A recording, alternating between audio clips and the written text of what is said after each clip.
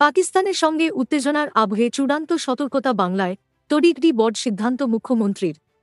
পাকিস্তানের সঙ্গে উত্তেজনার আবহে চূড়ান্ত সতর্কতায় বাংলা, তড়িঘড়ি বড় সিদ্ধান্ত মুখ্যমন্ত্রীর। সরকারি সব ছুটি বাতিল, বেসরকারি স্কুল বন্ধ রাখার অনুরোধ। ভারত ও পাকিস্তানের মধ্যে চলমান উত্তেজনা আবহে সতর্কতামূলক পদক্ষেপ হিসাবে একগুচ্ছ নির্দেশিকা জারি করল সরকার। মুখ্যমন্ত্রী মমতা বন্দ্যোপাধ্যায় আজ নবান্নে জরুরি বৈঠকের পর জানান, রাজ্যের সমস্ত সরকারি কর্মীদের ছুটি বাতিল করা হয়েছে। পাশাপাশি বেসরকারি স্কুলগুলিকেও সাময়িক ছুটি ঘোষণার অনুরোধ জানিয়েছেন তিনি। পাকিস্তানকে দুর্মুষ করতে আরও এক ধাপ, লাহোর এয়ার ডিফেন্স সিস্টেম গুঁড়িয়ে দিল ভারত। মুখ্যমন্ত্রী বলেন, আমরা সন্ত্রাসের বিরুদ্ধে কাঁধে কাঁধ মিলিয়ে লড়াই করব। এই বিষয়ে আমাদের মধ্যে কোনো মতপার্থক্য থাকা উচিত নয়। তিনি জানান, ইতিমধ্যেই গুরুত্বপূর্ণ সব আধিকারিকদের নিয়ে একটি বৈঠক হয়েছে, যেখানে রাজ্যের প্রস্তুতি নিয়ে পর্যালোচনা করা হয়েছে।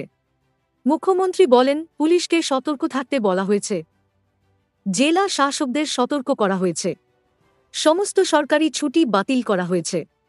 তিনি আরও জানান, সরকারি স্কুলগুলি গ্রীষ্মকালীন ছুটির জন্য বন্ধ রয়েছে, তবে আমি বেসরকারি স্কুলগুলিকেও সাময়িকভাবে ছুটি ঘোষণা করার জন্য অনুরোধ করছি। এটি কোনো বাধ্যতামূলক নির্দেশ নয়, একটি অনুরোধ মাত্র। মুখ্যমন্ত্রী জানান, দুর্যোগ মোকাবিলা দপ্তরকে সতর্ক রাখা হয়েছে। বিশেষ করে উত্তরবঙ্গের কন্ট্রোল রাম খোলা রয়েছে।